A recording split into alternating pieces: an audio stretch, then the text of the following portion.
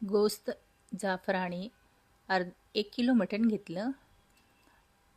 काश्मीरी मिरची आणि बेडगी मिरची ही मी 15 मिनटं भिजत ठेवली आणि ती काढली. आता मिक्सीला कांदा आणि मिरची घालून त्याची पेस्ट बनवली आणि ती आता मटणमध्ये 2 चमचे घालायची, बाकीची ठेवायची आणि हळद टाकायची, मीठ टाकायचं आणि कस्तुरी मेथी टाकायची थोडी आणि थोडं कालवून घ्यायचं आणि नंतर त्यामध्ये थोडं दही घालायचं, 1 चमचा.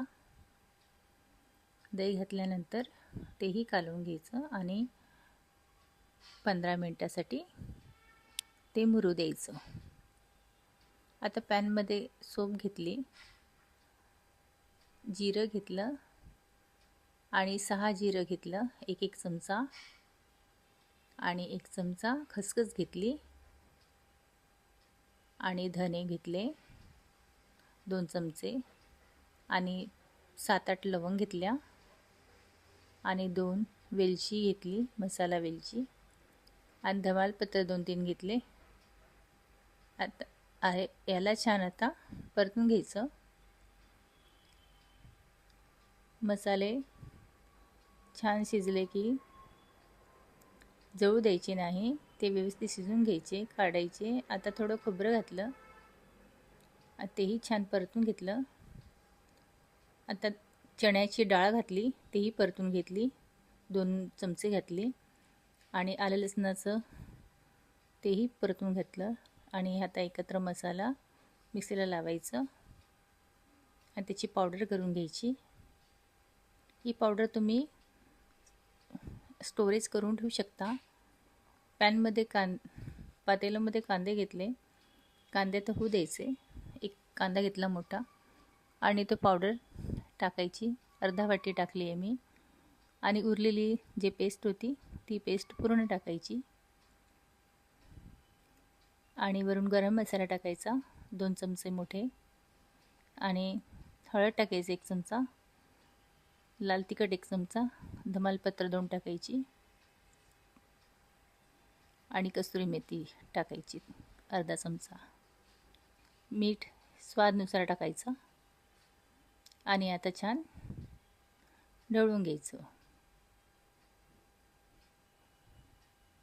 मसाला छान तेलामध्ये शिजू द्यायचा आणि वरून मी वाटलेला माझ्या घरगुती मसाला टाकले, तेही छान होऊ द्यायचं आणि आता व्यवस्थित मस्त शिजू द्यायचं. थोडं पाणी टाकायचं, परत फिरवायचं. पाण्यामध्ये थोडा मसाला 5 मिनटं छान शिजू द्यायचा. मसाला छान शिजला आहे, वर तेलही आलेलं आहे. परत एकदा चमच्याने ढवळून घ्यायचं आणि नंतर त्यामध्ये मटण घालायचं. मटणही छान मुरलेलं होतं. आता मटण घातल्यानंतर ते छान ढवळून घ्यायचं.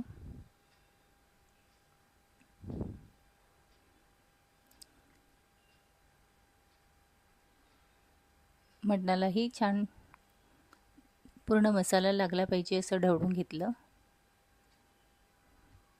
आणि कलरही चेंज झाला आहे, किती छान दिसते आहे. टेस्टी गोस्त जाफराणी तयार होणार आहे.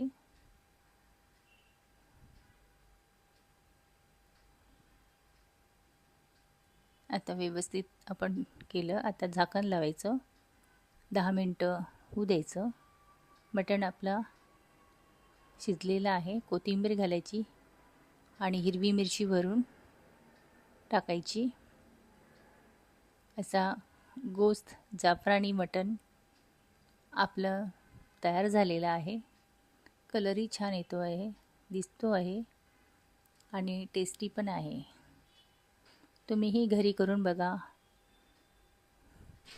खायला पण चविष्ट आहे.